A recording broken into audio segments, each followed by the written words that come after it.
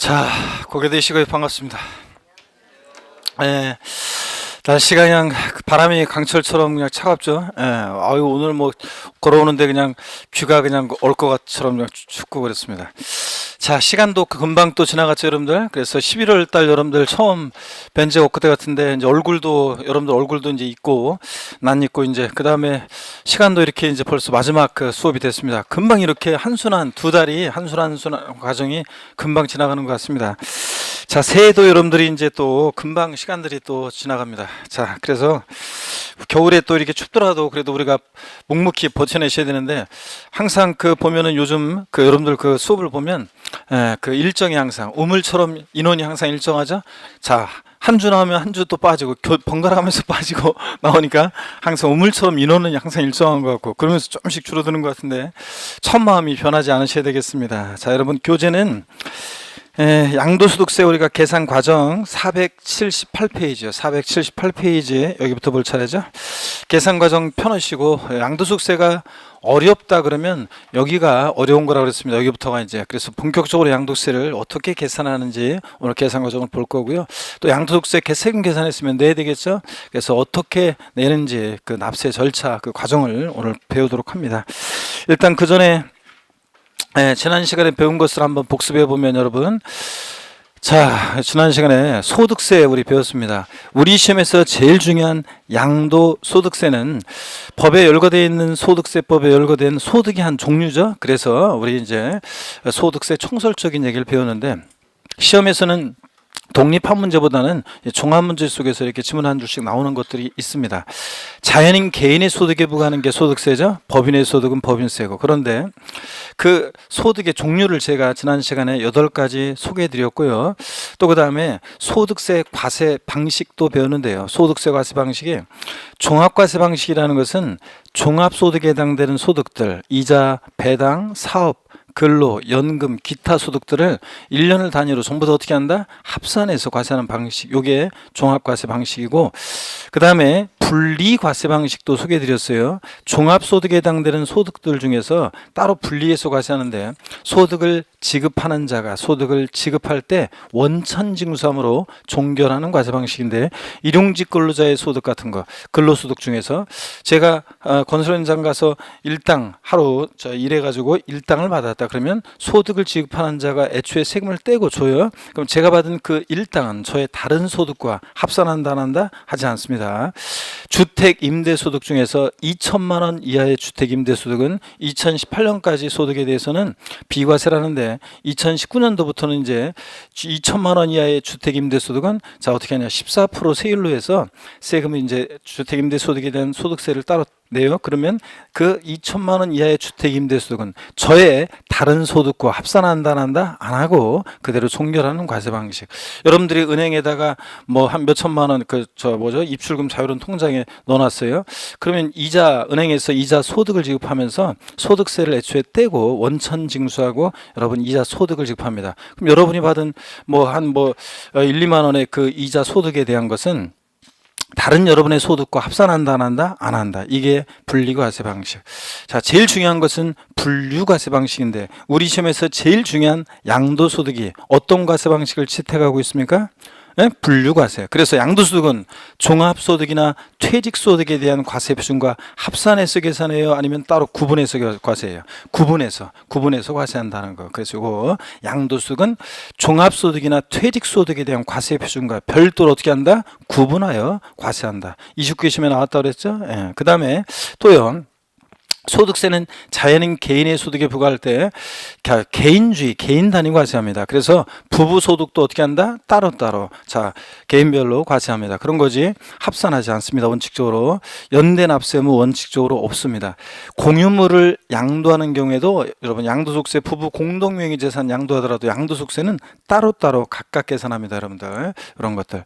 그 다음에 또 우리 소득세는 납세문자 그 개인을 거주자와 비거주자로 나눠서 납세 의무의 범위, 납세지 이런 것들을 달리하는데, 거주자다 그러면 자 의의는요, 국내 우리나라에 주소가 있다. 그럼 거주자죠. 주소 없더라도 거소는 얼마? 거소는 183일 이상 거소 둔 개인을 우리가 거주자라고 합니다. 그죠 여러분? 자, 거주자 그러면 항상 누굴 떠올리냐? 가수 싸이, 뭐 BTS의 정국이, 그 다음에 지민이, 그 다음에 세 글자, 영어로 된 이름 세 글자 있었는데, 두 글자도 있었고 까먹었네. 자, 이렇습니다. 자, 저 같은 경우가 보면은, 제가 지금 지난주까지는 한 명 외웠는데, 근데 분명히 한번 봤거든요, 이름을 쫙. 그런데, 이제 기억하는 건 또 딱 까먹어서 또 며칠 사이에 까먹고 2명밖에 기억을 못 하는데, 다음 달 되면 제가 3명, 4명 이제 이름을 기억하겠죠? 공부도 똑같습니다. 처음에는 자, 들었는데 다 6개를 들었어요. 그런데 처음에는 하나밖에 기억이 안 나고 나머지는 가물가물하고. 근데 다음 순환 되면 2개, 3개 이제 알게 되고 그 다음에 이제 서너 개 더 알게 되고 이렇게 해서 시험장 갈 때까지 6개 다 알고 가고 이제 이렇게 하는 겁니다. 그래서 까먹는 것에 대해서 두려워할 거 없습니다. 계속 볼 수밖에 없습니다. 어떻든 간에 그런 애들은 거주자라고 그랬습니다. 국내 주소가 있으니까, 그죠? 자, 거주자니까 국내 소득뿐만 아니라 모두 국외 소득도 자, 납세 의무가 있다고 그랬습니다. 그 다음에 거주하다 그러면 납세지는 어디입니까? 주소지. 집과 가까운 데서 분리보라고 주소지. 그 다음에 주소지 없으면 어디? 거소지를 납세지로 한다. 비거주자예요. 국내에 주소도 없고 183일 이상 거소도 없는 자를 우리가 개인을 비거주자라고 하는데, 바꿔서 마돈나 얘기 드렸죠? 마돈나가 우리나라 국내에서 소득이 발생했습니다. 자, 소득세 납세 의무가 있다 없다? 마돈나가 우리나라 국내에서 소득이 발생했습니다. 소득세 납세 의무가 있어요 없어요? 있습니다. 세금은 내고 가야지 여러분. 그래서 마돈나가 잠실에서 공연했습니다. 소득 발생했습니다. 세금 내고 가야 돼? 그냥 가야 돼? 떼고 가야지. 그래서 비거주자는 국내 원천 소득에 대해서만 납세 의무가 있습니다. 그래서 과세 범위가 우리나라 국내로 제한되니까 제한 납세 의무가 있다 그러는데, 어떤 간에 자, 마돈나가 미국에서 캘리포니아주에 있는 부동산을 팔았습니다. 일본에서 공연해서 소득이 발생했습니다. 자, 소득세 납세 의무, 우리나라 국세청에 소득세 납세 의무가 있어요 없어요? 없지. 당연히 우리하고 뭔 관계가 있어요. 그래서 비거주자는 국외 소득은 납세 의무가 있다 없다? 없다. 국내 소득만. 또 납세지요. 자, 비거주할 때는 주소, 거소지로 갈 수가 없잖아요. 그러니까 비거주의 납세지는 국내 사업장이 있으면 사업장 소리지. 사업장이 없다 그러면 국내 원천 소득이 발생하는 장소를 납세지로 한다고 그랬습니다. 그렇죠 여러분들? 그 다음에 또요. 그 다음에 여러분 또 이제 또 슬슬 구경하시는 분들이 계셔가지고 이게 제가 지난주에 얘기 드렸죠. 이거 무선 마이크여야지 앞에 한 사람씩 가가지고 옆에 딱 앉아가지고 이렇게, 그리고 카메라도 저기 고정되어 있는 게 아니라 이렇게 이동식 카메라로 딱 들고 다니는 거면, 제가 옆에 딱 앉아서 이렇게 할 때 이렇게 있으면은 카메라가 다 이렇게 비치면서 그러면은 창피할 거 아니야. 그러니까 다 막 공부하고 올 거 아니야 여러분들이. 그래야 되는데 원래 그렇게 해서 옆에 한 사람씩 가가지고 옆에 앉아가지고 질문을 해야 되는데, 자 여러분, 하여튼 비거주하다 납세지는, 자, 비거주하다 납세지는 국내 사업장 소리지. 사업장이었으면 국내 원천 소득이 발생하는 장소를 납세지로 합니다. 소득세는 과세 기간이 있죠. 일정한 기간을 단위로 해서 과세하는데 1월 1일부터 12월 31일까지로 할 때 이 과세 기간을 납세 의무자가 임의로 설정할 수 없다고 그랬습니다. 나는 소득세 과세 기간을 4월 1일부터 3월 31일까지 기간으로 할 거다. 안 돼요. 근데 다만 예외가 있긴 있습니다. 거주자가 사망했다 그러면 1월 1일부터 언제까지? 사망한 날까지. 거주자가 해외로 출국해서 비거주자가 될 때는 1월 1일부터 언제까지? 출국한 날까지. 전날 아니고 출국한 날까지 과세기간으로 하는 예외도 있긴 있습니다. 그 다음에 우리 양도소득세는 인세입니다. 그래서 합산과세하는데 1월 1일부터 12월 31일까지 발생한 양도소득을 양도자별로 전부 다 어떻게 한다? 합산해서 과세합니다. 그래서 양도세 인세고, 또 유통과정에서 부과되고, 양도소득세 사실주의, 실질주의 과세합니다. 등기, 등록, 허가 등과 뭐한다? 무관하게 과세가 되고, 또 현황 부과합니다. 양도일 현재 공부상 현황과 사실상 현황이 다르면 무엇에 따라서? 사실상 현황에 따라 부과하고, 이런 것들. 또 우리요, 양도소득세 과세 대상 어떤 것을 양도했을 때 양도세 부과되느냐? 그러면 어떤 거 여러분들? 토지, 건물, 건축물이라고 하지 않는 이유는 건물과 독립한 시설물은 대상이 아니고 건물에 부속된 시설물이나 구축물만 대상이기 때문에 건축물이라고 하지 않고 뭐라고 한다? 건물. 그 다음에 부동산에 관한 권리, 그 다음에 기타 자산, 그 다음에 파생상품, 또 주식 또는 출자지분 이런 게 대상인데 특히 부동산에 관한 권리요. 부동산 이용에 관한 권리로서요. 미등기 전세권 대상입니까? 미등기 전세권 대상이에요? 예? 왜 내 눈치를 보고 있어요? 자, 미등기 전세권 대상입니까? 자, 지상권, 전세권은 등기와 무관하게 대상이 됩니다. 예? 그렇잖아요. 그러니까 미등기 지상권, 미등기 전세권 대상이 됩니다, 여러분. 자, 그 다음에 용익물권 중에서 지역권은 대상이다, 아니다? 지역권 대상입니까? 아닙니다. 지역권 아니고. 또 그 다음에 자, 미등기 부동산 임차권 대상입니까? 아닙니다. 부동산 임차권 반드시 뭐만 등기된 것만 대상이 된다고 그랬습니다. 그렇잖아요, 여러분들. 이런 거는 꼭 알아야 돼요, 상식처럼. 그 다음에 또 부동산에 관한 권리 중에서 부동산을 취득할 수 있는 권리가 있는데 그 대표적인 예로요. 건물이 완성되는 때 건물과 이에 딸린 토지를 취득할 수 있는 권리로서요. 그 예도 알아야 되는데 어떤 거요? 아파트 상권권, 분양권, 조합원 입주권 이런 것들을 갖고 있으면 본계약 체결해서 아파트 완공되면 건물과 그에 따른 토지를 취득할 수 있게 되잖아요. 그래서 부동산을 취득할 수 있는 권리로서 대상이 되고 또 토지 상환채권, 주택 상환채권 또는 주택 상환사채 이렇게 얘기하는데 상환이란 말 들어있는 이 채권은 나중에 토지로 주택으로 바꿔주니까 부동산을 취득할 수 있는 권리죠. 대상이 됩니다.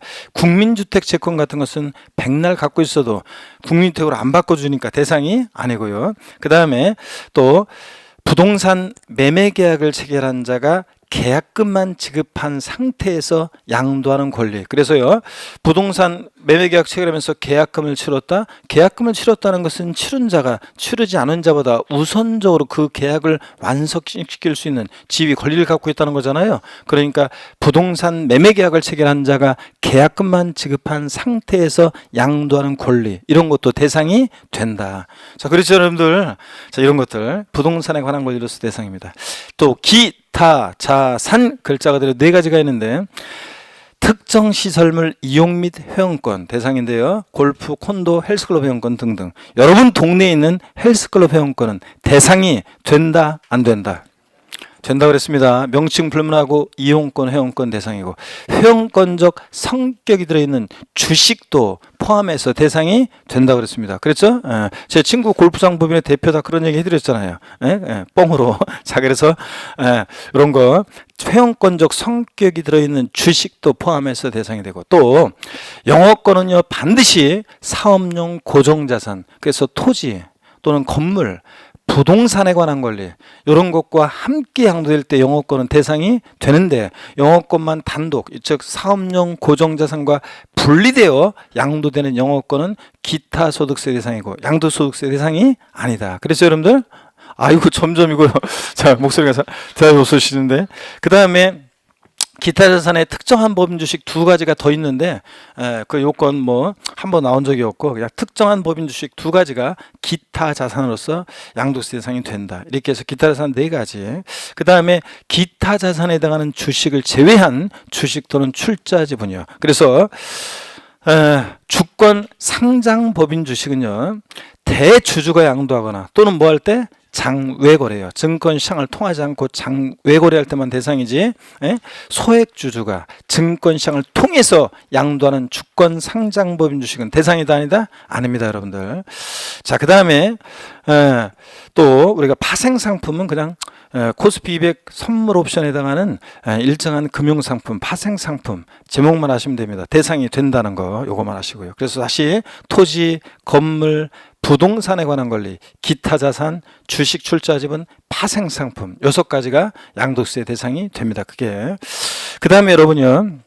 그 다음에 우리 양도소득세 양도가 뭐냐? 양도소득세는 양도에 부과하잖아요. 양도소득세 양도가 뭐냐? 누가 여러분께 물어보신다면 뭐라고 한마디로 대답하시라고 했어요? 사실상 유상 이전이다. 그래서 요거 자 큰 소리로 한번 다시 한번 소리를 내보겠습니다. 목소리를 좀 틔워야 돼요, 여러분들이. 자, 수업 시간에 목소리를 내서 이렇게 하는. 자, 양도소득세 양도가 뭐냐 물어보신다면 뭐라고 대답하신다? 사실상 유상 이전이다. 사실상 이전만 하면 돼요. 등기 등록을 이행하지 아니했어도 사실상 이전만 해도 양도로 보고, 등기 전 안 해도 잔금 받거나 그러면 양도했다고 봅니다.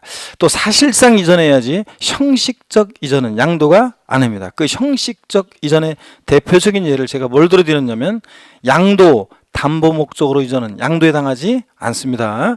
여전히 채무자가 세무 수익하고 변제가 돼 돈 못 갚으면 네 마음대로 알아서 해, 처분권만 이전하기 때문에 등기 형식은 소유권 이전이지만 실질은 이렇게 담보 이전, 자 이런 경우는 사실상 이전한 게 아니기 때문에 양도에 해당하지 않는다. 단 양도 담보된 자산이 채무 불이행 등의 사유로 매각, 자 변제 충당, 즉 매각할 때는 양도에 해당한다. 그때는 완전히 대가받고 넘어가는 거니까 양도 담보된 자산이 채무 불이행 등의 사유로 변제 충당, 매각할 때는 양도에 해당한다. 이런 거.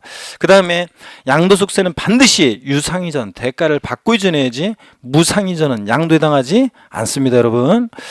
자, 29회 시험 지문에도 나왔었고, 자 그 다음에 양도소득세 양도로 보는 경우와 보지 않는 경우가 있었는데, 양도로 보는 경우요 매매, 이전하는 저 측면에서 봤을 때 매도, 매매, 그 다음에 교환은 거래 양당사자 모두에게 양도세 부과될 수 있고요. 법인의 현물 출자요, 자 주식이나 설립회사로부터 신주 배정 받고 부동산 같은 거 이전하니까 법인의 현물 출자도 양도에 해당하고, 그 다음에 대물 변제예요. 금전적 채무에 가르면서, 손해배상의 위자료 지급에 가르면서, 이혼의 위자료 지급에 가르면서 부동산 등을 이전하면 위자료 지급 채무를, 금전적 채무를 면한 대가를 받고 이전했다고 봐서 양도에 해당합니다. 자, 그래서 제가 지난주에 이혼할 때는 양도속세 대상 물건으로 위자료를 주면 안 된다. 자, 위자료 주는 것만 해도 억울한데 세금까지 내야 되니까. 단 면할 수 있는 방법 알려드렸어요. 자, 실제로는 이혼의 위자료로 이거 먹고 떨어져 그냥 주더라 할지라도 취득 원인은 뭐로 기재해야 돼? 제3분할로 인한 이전으로 하게 되면 원래 내 목 내가 찾아간 거고, 원래 자기 목 자기가 찾아간 거고, 그러니까 양도소득세나 증여세가 과세되지 않는다고 그랬습니다. 그 다음에 조세 물납도 양도에 해당한다고 그랬습니다. 부동산을 지자체로 소유권 이전합니다. 어떤 대가를 받느냐? 조세 물납하게 되면 조세 채무를 면하는 대가를 받고 이전하니까 조세 물납도 양도에 해당하고, 또 수용이라든가 공매나 경매 같은 이런 경우에도 강제적으로 공개적 시장에서 자 매매가 이루어져도 공매대금 경락대금 받고 이전하니까, 또는 토지 수용 보상금을 받고 이전하니까 수용, 공매, 경매 이런 것도 양도에 해당한다고 그랬습니다. 그렇죠 여러분들? 그 다음에 또요 양도로 보지 않는 경우요 무상이전 양도에 해당하지 않고, 또 그 다음에 환지 처분으로 지목 지번 변경되거나 자 보류지로 충당되는 경우에, 이런 경우에 양도에 해당하지 않습니다. 정책적 목적으로요. 도시개발 사업 등을 원활한 진행을 위해서, 도시개발 사업 등의 원활한 진행을 위해서 원토지 소유자와 사업 시행자 사이 내부적으로 왔다 갔다 하는 것에 대해서 양도에 해당하지 않는다. 그래서 환지 처분으로 지목 지번 변경되거나 보류지로 충당되는 경우에 양도에 해당하지 않는다. 그죠? 그 다음에 또 지적경계선이 삐뚤삐뚤해서 지적경계선을 합리적으로 자 확정하기 위해서 지적경계선 변경을 위한 토지 교환의 경우에도 양도에 해당하지 않습니다. 단 분할된 이 토지 전체 면적이, 분할된 토지 면적이 분할 전 전체 토지 면적의 몇 프로요? 20%를 초과하면 안 된다고 그랬습니다. 그럼 악용의 소지가 있기 때문에 20%를 초과하면 그때는 양도로 봅니다. 자, 등등해서 더 있지만 이제 이번 기초입문 과정에서는 요 정도 보고요. 양도로 보는 경우, 보지 않는 경우. 나중에 이제 더 추가해서 배웁니다. 이게 기본이고요. 그 다음에 양도속세, 양도 및 취득 시기. 29회 시험에서 나왔기 때문에 요거는 올해 30회 시험에서 또 나올, 독립화 문제로 나올 가능성은 좀 낮지만요. 자, 기본적인 건 아셔야 됩니다. 매매 같은 일반적 거래의 경우에 양도속세, 양도 및 취득 시기는 원칙 언제입니까? 대금 청산일. 좋습니다. 계약서와는 상관없고 실제 대금 청산한 날인데 불분명하다 대금 청산일이. 그럼 언제예요? 등기 접수일. 대금 청산일이 불분명해 등기 접수일. 대금 청산일 전에 등기했다 그럼 언제고? 등기 접수일. 그래서 등기일이 빠르면 언제고? 등기일이고, 이런 거. 자, 이렇게 해서 여러분들 자, 이런 것들을 배웠고요. 아, 진짜 여러분들 복습하기 힘드네. 자, 그 다음에 오늘 양도속세 계산 구조, 자 478페이지 여러분 펴놓으시고요. 자, 날씨도 춥고 몸이 움츠러들었을 텐데 스트레칭을 한번 하겠습니다. 목 운동부터 한번 하시고요. 아이고, 자, 반대로도 돌리시고 허리도 좌로 우로 돌립니다. 아이고, 자, 기지개도 한번 화끈하게 제끼시고, 좋습니다. 어깨도 돌리시고요. 자, 여기 몇몇 분들은 보니까 저 요거 이렇게 스트레칭 할 때 보면 하여튼 요가에서 배웠는지 하여튼 몸을 잘 푸시는 분이 계시는데, 한번 이렇게 시범적으로 이렇게 누가 잘 하시는 분, 요가 배우신 분이 한번 나와가지고 제대로 한번 했으면 좋겠어요. 아니, 왜냐면 내가 이렇게 나는 뭐 하는 게 겨우 이거 목 운동하고 이거밖에 없잖아요. 그래서 누가 제대로 딱 이렇게 하면서 따라서 한번 딱 하고 했으면 딱 좋을 것 같은데, 나중에 요가 배우거나 그러신 분들은 한번 알려주세요. 자, 478페이지 제5절 양도소득세 계산 구조입니다. 양도소득세를 어떻게 계산할 것이냐, 거기 펴놓고요. 일단 설명을 쭉 들으세요. 여러분들 필기는 이따 쉬는 시간에 하시거나 그렇게 하시고 사진 찍어 가시고 설명을 쭉 듣습니다. 여러분들, 양도소득세 계산은요 어떻게 하느냐 그러면, 양도소득세는 이렇게 합니다. 양도가액이요, 이번에 파는 가격에서 있죠, 필요경비라는 것을 빼요. 자, 필요경비라는 것을 빼서 우리가 뭘 구하냐면 양도 차익을 구합니다. 여러분, 양도소득세는요, 양도소득세는 양도소득에 부과하는 세금인데, 정확히 얘기하면 양도차익에 부과하는 세금이죠. 1억 원에 샀는데 1억 원에 팔았어요. 양도세 낼 게 없겠죠. 1억 원에 사는데 7천만 원에 팔아요. 마이너스 3천. 양도세 낼 거 없겠죠. 자, 그래서 양도소득세는 양도차익에 부과하는 세금이고, 이 양도차익 계산과 관련한 내용이 시험에서 중요합니다. 매년 나오고 있습니다. 무조건 나오고 있고요. 그 다음에 양도차익 계산과 관련해서 양도차익 계산과 관련한 요 내용에 대해서 시험에서는 뭐 2문제씩 또 나오기도 하고 막 그렇습니다. 그래서 중요한 부분이고요. 양도차익 계산했어요. 그러면 장기 보유 특별 공제액이요. 장기 보유 특별 공제액을 공제합니다. 우리가 흔히 장특공제, 줄여서 장기 보유 특별 공제액을 공제해요. 그래서 우리가 뭘 구하냐면 양도 소득 금액이라는 걸 구합니다. 양도 소득 금액이요. 여러분, 한 가지 한번 물어볼게요. 양도 소득 금액을 구하기 위해서 양도차익에서 공제되는 이 장특공제, 장기 보유 특별 공제요. 여러분한테 물어보는데 한번 대답해 보세요. 국가적 입장에서 한번 생각해 보세요. 개인적 입장이 아니라 국가적 입장에서 봤을 때 사람들이 부동산을 장기간 보유하다가 파는 게, 장기 그러면 대개 양도소득세에서는 3년 이상을 얘기합니다. 자, 장기 보유하다가 파는 게 좋겠어요? 아니면 단기, 대개 1년 이내를 의미하는데요. 1년 이내, 즉 단기 보유하다가 부동산을 파는 게 국가적 입장에서 좋겠습니까? 자, 어떤 게 좋다? 장기가 좋아요? 단기가 좋아요? 예? 눈치만 보지 말고 얘기해. 자, 장기에 단기에 이런 건 얘기할 수 있잖아. 예? 단기? 예, 자, 그러면 여러분요, 단기 보유하는 게 좋다. 왜 단기 보유하는 게 좋습니까? 예? 세금을 많이 거두니까. 자, 그리고 대부분 그렇게 얘기하시는데, 여러분 보세요. 국가적 입장에서 봤을 때 있잖아요. 사람들이 단기 보유하다가 부동산을 팔아요. 자, 그럼 보세요.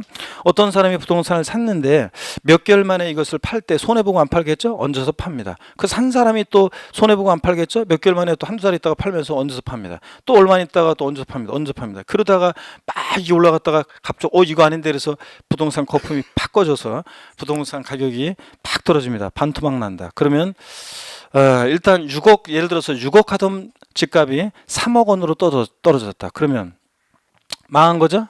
그렇잖아요. 여러분, 내 집이 6억 하던 집이었는데 이게 3억이래. 그러면 그거 6억에 원래 맞춰서 대출 받고 다 해놨는데, 자, 그러면 일단 빚더미 안게 되고, 그 다음에 또 은행도 부실화되겠죠? 또 그 다음에 여러분들이 일단 자산이 반으로 됐으니까, 일단 뭐 예를 들어서 애들 학원비, 뭐 그 다음에 먹는 거, 외식비, 뭐 옷 같은 거 이런 거 웬만한 거 다 줄이겠죠, 소비를? 자, 그러면 여러 가지 국가적으로 큰 문제가 생깁니다. 어떤 분들은 그런 얘기예요. 우리나라 집값이 너무 높다. 그래서 집값이 반토막 나야 된다. 그래야지 서민들이 집을 살 수 있다. 이렇게 얘기하는데, 그렇지 않습니다. 집이 만약에 반토막 났다 갑자기, 자, 그러면은 서민들은 더 집을 못 사고 더 힘들어지죠. 자, 그래서 여러분, 국가적 입장에서 봤을 때는 부동산을 사람들이 장기 보유하는 게 좋습니다. 그 장기 보유 속에서 거래가 활성화되는 게 제일 좋고요. 우리 뭐 공인중개사들한테도 역시 뭐 그렇습니다. 근데 자, 장기 보유하는 게 국가적 입장에서는 좋은데 말로만 장기 보유해 주세요 이렇게 하면 되겠습니까, 여러분? 메리트가 있어야지. 그래서 장기 보유를 우대하기 위해서 장기 보유자에 대해서 보유 기간에 따라 공제하는 거. 이게 뭐라고요? 장기 보유 특별 공제, 장특 공제입니다. 공제에서 양도책에서 공제해서 양도소득 금액 구하고요. 구해진 양도소득 금액에서 양도소득 기본공제액이라는 걸 공제해요. 그래서 우리가 뭘 구하냐면 양도소득 과세표준금액을 구합니다. 양도소득 과세표준금액을 구해요. 자, 그러면 여러분 보세요. 드디어 이제 과표 결정됐네요. 과세표준 나왔다. 그러면 지방세나 국세나 과표 결정되면 여기다가 곱하기 세율에서 우리가 산출세액을 구하잖아요. 자, 그러니까 과세표준 구하는 과정까지가 복잡하고 중요하지, 과표 결정되면 그 다음부터는 그냥 곱하기 세율에서 산출세액입니다. 그래서 이 특히 과세표준 구하는 과정까지를, 그러니까 중요하고 이 과정까지를 무조건 여러분이 외우셔야 돼요, 이거를. 자, 이 계산 과정이 머릿속에 딱 있어야지, 항상. 그래야지 배우는 내용들을 체계적으로 이해할 수 있고, 또 그 다음에 응용 문제 풀 수 있고, 계산 문제를 풀 수 있습니다. 그래서 반드시 이 계산 과정을 외워야 되고, 또 예전에는 이 계산 과정을 뒤섞어 놓고 순서 올바르게 되어 있는 거 골라라 문제가 옛날 11회 12회 시험 때는 나오고 그랬었는데, 지금은 그런 식으로는 안 나오고 서술형으로 계산 과정을 종합 문제 속에서 묻고 있습니다. 자, 그럼 여기 보면서 한번 대답해 보세요. 양도소득세 계산 과정에서 양도소득 금액을 구하는 경우에 맨 마지막으로 공제되는 것은 양도소득 기본공제액이다. OX예요. X입니다. 양도소득세 계산 과정에서 양도소득 금액을 구하는 경우에 맨 마지막으로 공제되는 것은 장특공제, 장기보유 특별공제지 기본공제 아닙니다. 양도소득 기본공제는 양도소득 과세표준 금액을 구할 때 맨 마지막으로 공제되는 거고요. 또 보세요, 여러분. 양도소득세 계산 과정에서 양도소득세 산출세액은 양도 차익에서 장기 보유 특별 공제와 양도소득 기본 공제액을 공제한 금액에 해당 세율을 적용한다. OX예요. 기술대전 지문입니다. 이게 OX예요. 맞죠? 양도소득세 산출세액은, 양도세액은 양도 차익에서 장기 보유 특별 공제와 기본 공제를 공제한 금액에 해당 세율을 적용한다. 맞잖아요. 이렇게 해서 구합니다. 그래서 이 계산 과정이 항상 머릿속에 있어야 됩니다. 여러분 나중에 이제 요거 머리 글자만 딱 따놓고서 이제 문제 풀고 이렇게 합니다. 7, 8월 되면. 그래서 반드시 이게 머릿속에 있어야 되는데, 그럴 때요. 머리 글자를 따서 외우는데 계산 과정을 가, 필, 차, 장, 소, 기, 과입니다. 그래서 가, 필, 차장, 소, 기, 과인데요. 차장이 중요해요, 여러분. 양도차익 계산 중요합니다. 그 다음에 장특공제 중요합니다. 제가 올해 시험에 나올 가능성 높습니다. 막 이렇게 해서 찍어드리는 게 있죠. 제가 10개 찍으면 한 7개 정도 이렇게 시험에 나온다고 그랬습니다. 그래서 100%다 맞는 건 아니라고 그랬잖아요. 그러면 제가 신이지 뭐 진짜로. 근데 제가 나온다 그러면 거의 이제 나오는데 안 나오는 것들이 또 있긴 있죠. 제가 작년에 시험에 올해 나올 가능성 높다, 꼭 나온다 이렇게 한 것 중에 안 나온 게 있는데 장특공제 3개가 꼭 나온다고 했는데 한 3개인가가 빗나갔었는데 그 중에 안 나온 게 요거예요. 장특공제. 자, 2018년도에 개정세법 내용이 있고 중요한, 그 다음에 2019년도에 또 개정세법 내용이 있기 때문에 이 장특공제는 30회 시험에 또 밉니다. 자, 30회 시험에 나온다 여러분 생각하시고 준비를 하셔야 됩니다. 그래서 차장이 중요해요. 양도차익 계산과 관련한 내용들 시험에 나오고요. 장특공제 이것도 나올 가능성이 높습니다. 그래서 잘 보셔야 되는 내용입니다. 차장이 중요해요. 그래서 차장이 중요한데, 차장이라는 단어를 들으면 어떤 게 연상되느냐 제가 이렇게 물어보는데요. 자, 차장이라는 단어를 들으면, 아니 잠깐만요. 우리 차장이라는 단어를 들으면 어떤 게 연상되나? 회사 부장 아래 차장님? 그렇습니다. 이렇게 이쪽 동네는 내보니까 이쪽 분단은 다 버스 차장 떠오른다고 할 것 같다. 내가 보니까. 자, 제가 주로 20대들한테 물어보잖아요. 그러면 회사 부장님 아래 차장, 그게 떠오른대요. 차장이란 말을 들으면. 근데 30대 후반, 40대, 50대, 60대 분들은 묻지도 않았는데 꼭 끼어들어가지고 옆에서 버스요, 버스. 버스 차장이 떠오른다 이렇게 얘기하는데, 예전에 버스에 차장이 있었지, 안내양이 있어가지고 요금도 받고 출발 오라이 막 이런 것도 하고 막 그랬잖아요. 그랬는데 버스 차장 예전에 20대 초반에 아리따운 처녀가 지방에서 상경에서 버스 차장이라고 있었는데 지방집에서 동생 학비 모자라다고 돈 좀 붙여달라고 연락이 왔어요. 근데 돈은 없고 월급날은 멀고 그럼 뭘 해야 돼? 가불이 필요한 버스 차장은요 원래 경리과로 가야 되는데 양도소득세에서는 어딜 가느냐? 소기과로 갑니다. 가필 차장 소기과입니다. 자, 에브리바디 다 같이 시작. 가필 차장 소기과입니다. 나중에는 요 머리 글자만 써놓고서 문제 막 풀고 이렇게 합니다. 그때 또 응용 문제 같은 거 풀 때랑 그때 또 저기 하지 마시고 지금 머릿속에 항상 이게 메워져야지 체계적으로 정리가 됩니다. 그래서 오늘 집에 들어가실 때는 있잖아요. 집에 들어가실 때는 사람들이 있나 딱 보고서 없다 그러면 가필 차장 소기 과 하면서 여러분 집에 돌아가시고요. 양도가액에서 필요 경비를 빼는데 양도책을 구하고 장특공제 공제해서 양도소득금액 구하고 기본공제를 공제해서 과세 표준 구합니다. 에브리바디 같이 한 번 더 큰 소리로 시작. 가필 차장 소기과 무조건 외우셔야 돼요, 여러분들. 자, 그러면 여러분 보세요. 이 양도차익 계산할 때 양도가액에서요 공제되는 필요 경비는요. 그 자산을 취득할 때 들어간 취득가에 여기다가 기타 필요경비라는 게 있어요. 자, 기타 필요경비라는 것을 공제해서 취득가액 등 기타 필요경비를 공제해서 우리가 양도차익을 우리가 이제 구하게 됩니다. 그럴 때 양도차익 계산할 때 이 양도가액과 취득가액은요. 양도가액과 취득가액은 실지거래가액이요. 양도자와 양수자 간의 실지거래한 실지거래가액을 적용해서 양도차익을 계산하는 경우도 있고요.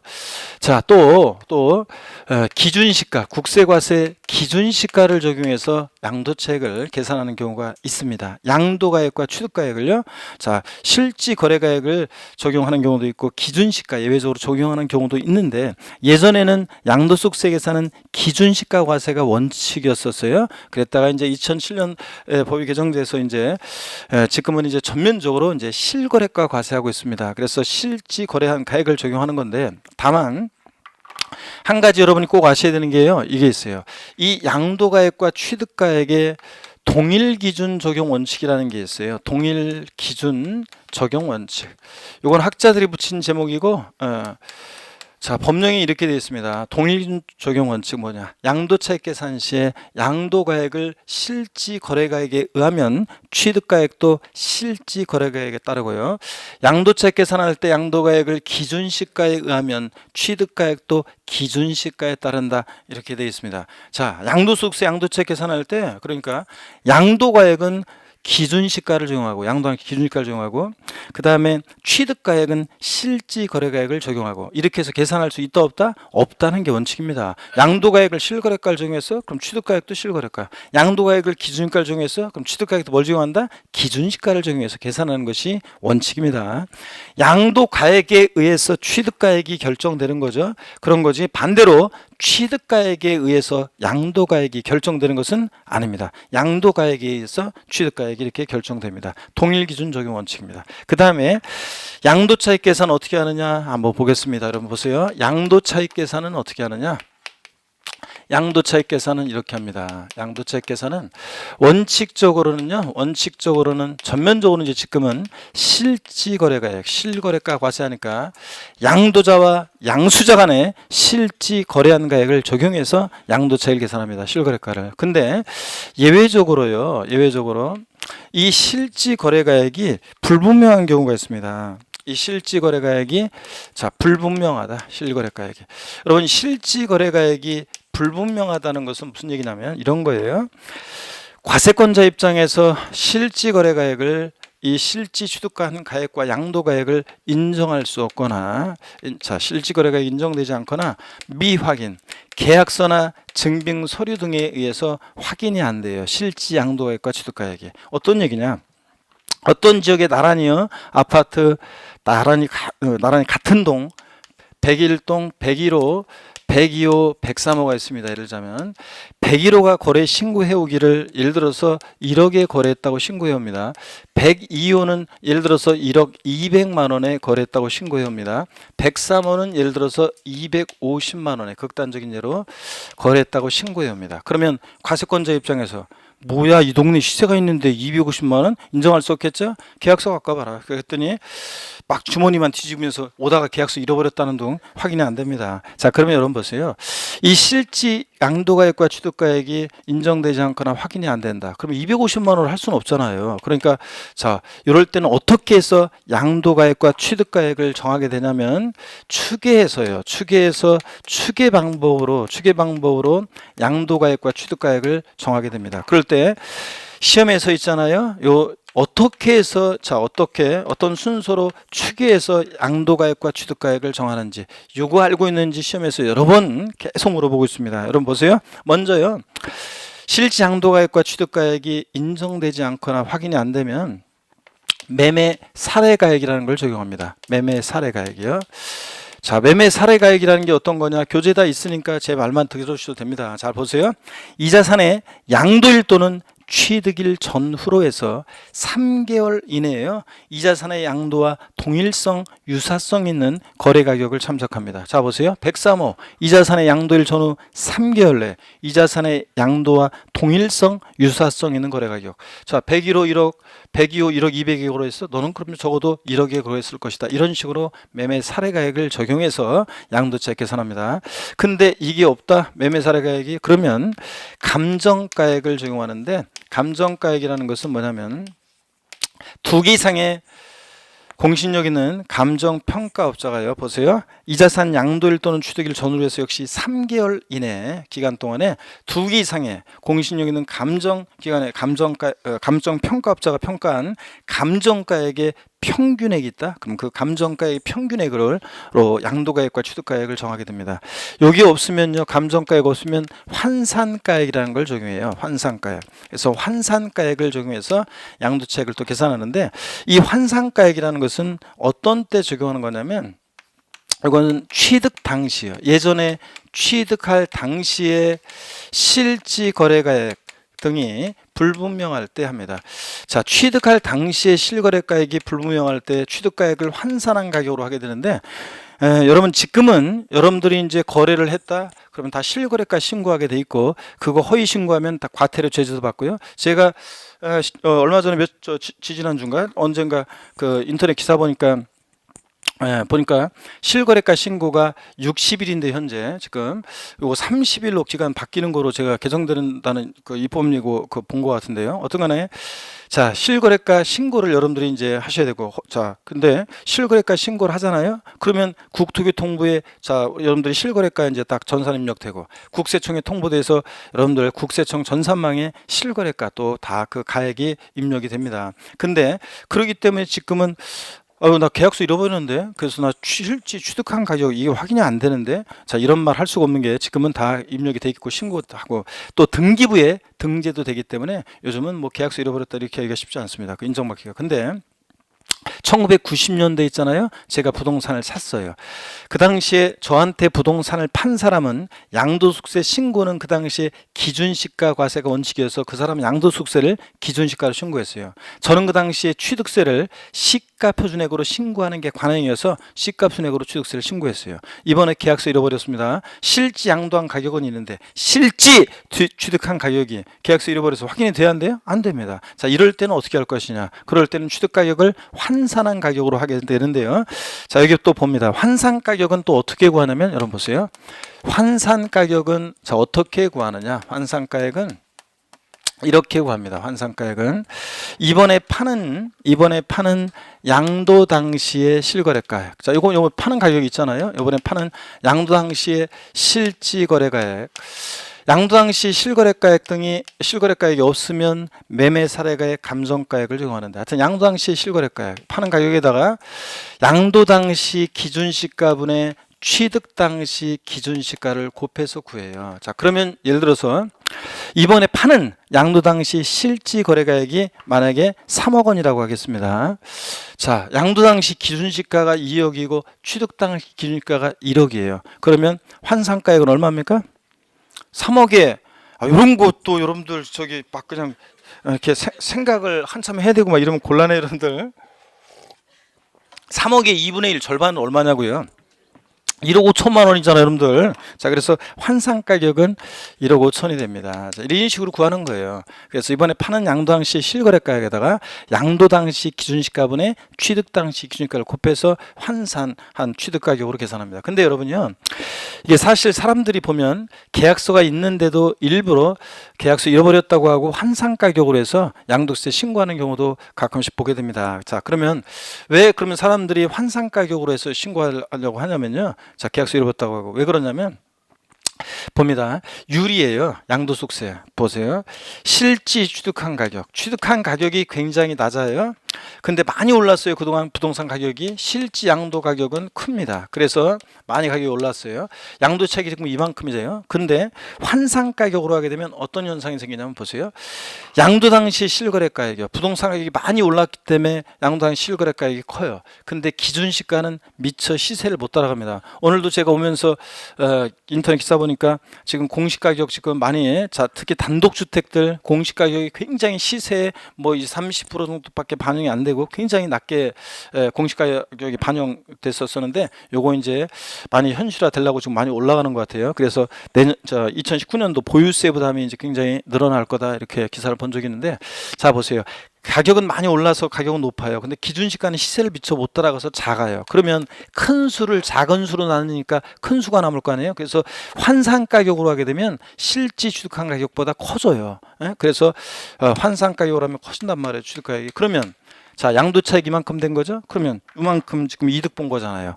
그잖아요, 여러분들. 원래는 이만큼인데, 자, 그래서 이만큼 이득 보잖아요. 그래서 환산 가격으로 하면 이렇게 양도소득세를 줄일 수가 있습니다. 그래서 이제 사람들이 또 악용을 하니까, 그러니까 2018년도 신설된 규정이 있는데 29회 시험 지문에 나왔었는데 이따가 나와요. 교재 보면 이제 건물을 신축하고 나서 5년 이내에 그 건물을 양도할 때 양도 차익 계산하면서 환산 가격으로 취득 가격을 정하게 되면 환산 취득 가격의 5%에 해당되는 가산세를 부과합니다. 그런 페널티가 있습니다. 어떻든 간에 하여튼 이런 얘기예요. 환산 가격, 취득 당시 실거래 가격이 불분명할 때 자 하게 됩니다. 또는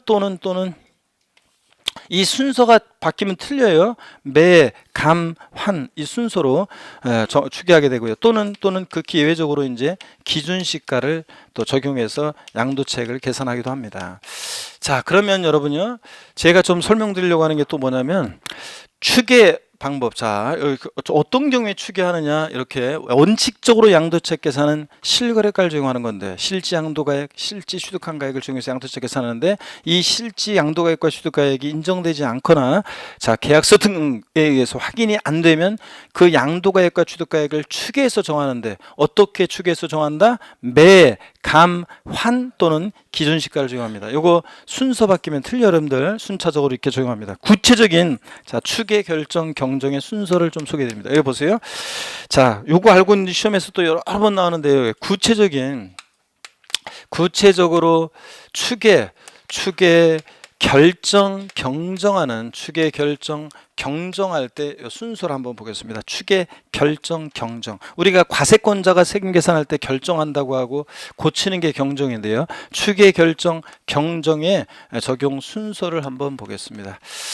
자, 시험에서 있잖아요, 여러분들. 콕 집어서 시험에서 양도 가액이 그냥 양도 또는 취득 가액이 확인되지 않을 때 어떻게 추계해서 정하느냐? 양도가액과 취득가액은 매, 감, 환 또는 기준시가 이렇게 되는 건데 콕 집어서 시험에서 양도가액이 불분명할 때 양도가액은 어떻게 추계 결정 경정하느냐 물어보면 매, 감, 기 순서로 추계 결정 경정하게 됩니다. 매매사례가액, 감정가액, 기준시가를 순차로 적용합니다. 순서 바뀌면 틀려요. 기준시가, 감정가액, 매매사례가액을 순차로 적용한다. X입니다. 기준시가, 감정가액, 매매사례가액을 순차로 적용하는 게 아니라 기간매가 아니라 뭐다? 매, 감, 기, 매매사례가액, 감정가액, 기준시가를 순차로 적용합니다. 또 콕 집어서 시험에서 취득가액이 불분명해서 취득가액을 추계 결정 경정할 때 어떻게 취득가액을 추계 결정 경정하느냐 물어보면 매, 감, 환, 기순서입니다. 그래서 매매 사례가액, 감정가액, 환상가액 또는 기준시가를 적용합니다. 매, 감, 환, 기요. 여기 또 보세요. 이 환상가액이라는 것은, 환상가액은 잘 봅니다, 여러분들. 아까 제가 취득 당시 실거래가액 불분명할 때 하는 거라고 그랬죠? 그러니까 환상가액은 취득가액을 추계할 때 적용하는 것이지 양도가액을 추계할 때 적용하는 것이 아닙니다. 시험에 나왔던 것은 바꿔가지고 환상가액은 취득가액을 추계하는 경우에 적용하는 것이지 취득가액을 추계할 때 적용하는 것이 아니다, 이렇게 나온 적이 있습니다. 틀렸죠, 여러분들? 그래서 뒤바꿔서 나온 적도 있고, 또 28회 시험 때는 취득가액이 불분명한 경우에 취득가액은 매매 사례가액, 감정가액, 기준시가를 순차로 적용한다. OX예요. 취득가액이 계약서나 증빙서류 등에서 확인이 안 되는 경우에 취득가액을 추계 결정 경정하는 경우에 취득가액은 매매 사례가액, 감정가액, 기준시가를 순차로 적용한다. OX예요. X입니다. 제가 매, 감, 기, 매매 사례가액, 감정가액, 기준시가라고 했잖아요. 아니고 매, 감, 환, 기 순서입니다. 또 시험에서 취득가액은 자, 확인 안 되는 경우 취득가액은 매매 사례가액, 환상가액, 감정가액, 기준시가를 순차로 적용한다. O, X요? X입니다. 제가 매, 환, 감기 얘기한 거죠? 순서 바뀌면 틀립니다. 매, 감, 환, 기입니다. 자, 다 같이요. 콕 집어서 양도가액이 불분명할 때 양도가액은 어떻게 추계일정 경정하느냐? 매, 감, 기 순서고, 콕 집어서 취득가액이 불분명할 때 취득가액은 어떻게 추계 결정 경정하느냐 물으면 어떻게 결정 경정한다? 매, 감, 환, 기 순서입니다, 여러분. 사실은 원래는요, 여러분들 납세의무자가 일반적으로 신고할 때는, 여러분 같은 납세의무자가 일반적으로 신고할 때는 보세요. 여러분 같은 납세의무자가 우리 같은 이제 납세의무자가 자, 신고하는 경우에 양도소득세를 신고하는 경우에 콕 집어서 취득가액이 만약에 불분명하다, 콕 집어서 그럴 때는 취득가액을 불분명하다, 그럴 때는 어떻게 추계해서 정하느냐면요, 그럴 때는 여기 보세요, 매, 감, 환을 적용합니다. 그때는 기준가 적용 안 해요, 일반적으로는. 왜냐하면 기준시가는 극히 예외적으로만 적용합니다. 양도가액을 기준시가에 의하면 취득가액도 뭐에 따르고 기준시가에 따르고, 그럴 때 예외적으로 이제 등등 예외적으로 기준시가는 또 나중에 이제 예외적으로만 적용돼요. 나중에 배우는데 그런 거지. 원칙적으로는 납세의무자는 그렇지 않으면 기준시가를 적용하려고 다 하겠죠. 그래서 매, 감, 환을 적용합니다. 근데 시험에서 콕 집어서요, 추계 결정 경정이란 말이 나오면 추계 결정 경정할 때 취득가액은 어떻게 추계 결정 경정하느냐, 그러면 그때는 매, 감, 환, 기, 그때는 기준가가 들어갑니다. 그래서 추계 결정 경정이란 말이 있느냐 없느냐에 따라 달라지는 건데, 우리 시험에서 저 차이를 이거를 구별해서 알고 있어야지 풀 수 있는 문제가 나왔냐? 그런 적은 한 번도 없습니다. 그냥 여러분들이 그냥 이렇게 알아두시면 돼요. 자, 양도가액을 추계 결정 경정할 때 양도가액은 어떻게 추계 결정 경정하느냐? 그냥 어떻게? 매, 감, 기요. 취득가액, 소리를 왜 안 내셔? 취득가액이 불분명했을 취득가액을 추계 결정 경정할 때 취득가액 어떻게 추계해서 정한다? 매, 감, 환, 기 순서라는 거. 요거 뒤바꿈 틀고 꼭 알아둡니다. 지금 시험에서 요거 여러 번 알고 있는지 묻고 있는 자, 그런 내용이었습니다. 자, 교재를 봅니다. 478페이지 보시니까요. 제5절 양도소득세 계산 구조 제일 중요하고, 그 계산식이 있잖아요. 거기다 머리 글자를 따서 동그라미 하셔야죠. 양도가액 가에 동그라미, 필요경비 필에 동그라미, 양도차액 양도차에 동그라미, 장특공제 장에 동그라미, 또 양도소득금액 소에 동그라미, 양도소득 과세표준 과에 동그라미요. 자, 어떻게 외운다? 가, 필, 차, 장, 소, 기, 구합니다. 이렇게 해서 여러분들 외우시고요. 과표 결정되면 곱하기 세율에서 산출세 구하고요. 그 이하 과정은 중요하지 않습니다. 나중에 또 볼 기회가 있을 것이고요. 하여튼 가필차당수기과 여기 중요하고요. 양도차익 계산 본문 보겠습니다. 양가로 1번 양도가액과 취득가액의 산정. 원칙 기억본이요. 살짝 밑줄입니다.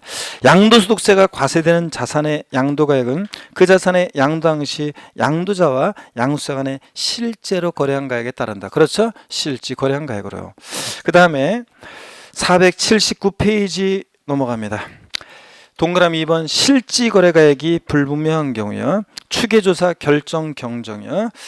양도가액 또는 취득가액을 실지거래가액에 따라 정하는 경우로서 자, 장부나 그 밖의 증명 서류에 의해서 해당 자산의 양도 당시 취득가액을 여기서 비춥니다. 양도 당시 또는 취득 당시의 실지거래가액을 인정 확인할 수 없는 경우에는 자, 그때 양도가액 또는 취득가액은 매매사례가액, 감정가액, 환산가액 또는 기준시가를 등에 따라 추계조사하여 결정 경정할 수 있다 비출이고요.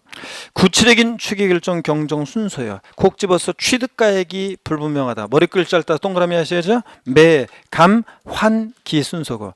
그 다음에 양도가액이 불분명하다. 그럼 양도가액은 어떻게 추계결정 경정한다? 매, 감, 기 순서고요. 머리 글자 동그라미 하시고요. 그 다음에 참고에 보시니까 매매 사례가액이라는 게 뭐냐 한번 읽어볼게요. 제가 양도일 또는 취득일 전후 각 3개월 이내 밑줄이요. 2개월 이내 해당 자산과 동일성, 유사성 있는 자산의 매매 사례가 있는 경우에 그 가액을 말합니다. 101호 1억, 102호 1억 200, 103호 너도 1억 원 될 것이다. 이런 식으로. 감정가액 봅니다. 양도일 또는 취득일 전후 각 3개월 이내 3개월 이내 밑줄이고요. 그리고 읽어봅니다. 당해 자산에 대해서 둘 이상의 감정평가법인이 평가하는 것으로서 신빙성인 것으로 인정되는 그 감정가액의 평균액이 있으면 그 감정가액 평균액을 정하고요. 그 다음에 3 환산가액이요. 환산가액은 어떻게 구하느냐 이 식은 좀 알아두셔야 돼요. 우리가 학개론 같은 부동산 학개론 같은 데서는 계산식도 공식도 막 복잡하잖아요. 뭐 호프만 공식이니 뭐니 뭐 해가지고 막 그 누구죠? 메일리? 데일리? 누구지? 하여튼 막 공식이니 뭐니 막 나오는데 아유 우리 세법에서 공식이라는 게 무슨 아이고 양도당시 실거래가에다가 양도당시 기준시가분의 취득당시 기준시가를 곱한다 이거잖아요 여러분들. 자 그러니까 이 정도는 우리가 외워두셔야 됩니다. 이 환산가액 계산식을 알고 있어야지 풀 수 있는 계산 문제가 최근에도 2번 나왔습니다. 양도당시 실거래가액 곱하기 양도당시 기준시가분의 취득당시 기준시가를 곱해서 구하고요. 그 보조단 옆에 오른쪽 보니까 밑줄입니다. 환산가액은 취득가액을 추계하는 경우에 적용되며 양도가액을 추계하는 경우에는 적용되지 않는다. 밑줄이요. 그 다음에 기준시가는 뭐 국세과세 기준시가고요. 그 참고로 되어 있는 게 있잖아요. 지금은 참고지만 저 29회 시험에 나왔던 내용입니다. 꼭 알아야 되는 내용인데 환산가액 적용에 따른 가산세요. 사람들이 취득가액을 환산가격으로 하게 되면 실제 취득가격보다 취득가격이 커지니까 양도세액을 줄일 수 있다고 그랬잖아요. 그래서 일부러 사람들이 계약서 잃어버렸다고 하고 있는데도 그런 경우가 있기 때문에 페널티 규정을 2018년도에 신설했습니다. 그래서 저희 강조 드렸고 가로놓기로도 하고 막 여러 가지 문제 냈었는데 이게 29회 시험에 나왔었어요. 지문에. 정답 지문은 아니었지만 1번 봅니다. 고유자가 건물을 신축하고 그 신축한 건물의 취득일로부터 몇 년이요? 5년이네. 자 밑줄이고 해당 건물을 양도하는 경우로서 환산가액을 그 취득가격으로 하는 경우에는 자 해당 건물 여기 밑줄입니다. 환산가액의 100분의 5%. 자 밑줄이고 해당 금액을 양도소 결정세액에 더합니다. 요거 자 해당 건물 환산가액의 5%인데요. 시험에서는 요거를 자 29회 시험 때 작년에 어떻게 냈냐? 산출세액의 100분의 5를 결정세액에 더한다. 산출세액의 5%가 아니라 해당 건물 환산가액의 5%입니다. 그래서 여기 해당 건물 환산가격에다가 돼지꼬리 땡냐 해서 산출세액 X 해놓으세요. 산출세액의 5%가 아니라 해당 건물 환산 취득가액의 환산가액 몇 프로요? 5%라는 거예요. 요거 자 이렇게 해놓고 그 다음에 2번도 밑줄입니다. 자 이 규정은요. 위 일의 규정은 양도소득 산출세액이 없는 경우에도 적용한다 밑줄이에요. 자 그래서 산출세액이 없는 경우에도 적용합니다. 그래서 작년에 열심히 연습 많이 했는데 요거 문제를 제가 끝까지 내고 그랬었는데 실전에서는 숫자는 똑같고 요거 자 환산 취득가액을 갖다가 산출세로 바꿔서 이렇게 문제가 나왔었습니다. 넘어가시면요 480페이지로 갑니다. 이렇게 해서 자 양가로 2번 내용, 양가로 3번부터 내용들 잠시 쉬었다가요 이어서 실거래가를 적용해서 양도차 계산할 때 그런 얘기들 좀 말씀을 드리겠습니다. 잠깐 또 쉬었다가 이어서 봅니다.